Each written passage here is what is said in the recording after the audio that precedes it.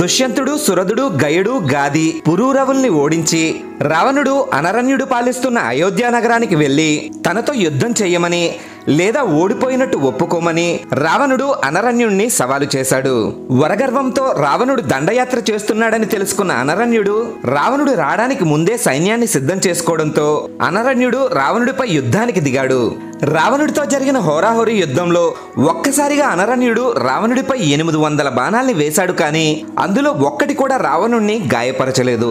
దాంతో రావణుడికి విపరీతమైన కోపం వచ్చి రావణుడు తన అరచేతితో అనరణ్యుడి తలపై గట్టిగా కొట్టాడు. దాంతో రథంపై ఉన్న అనరణ్యుడు ఒక్కసారిగా కింద పడిపోయాడు. రఘువంశంలో దశరథుడికి శ్రీరాముడు పుట్టి నిన్ను అంతం చేస్తాడని అనరణ్యుడు రావణుణ్ణి శపించి ప్రాణాలు విడిచాడు.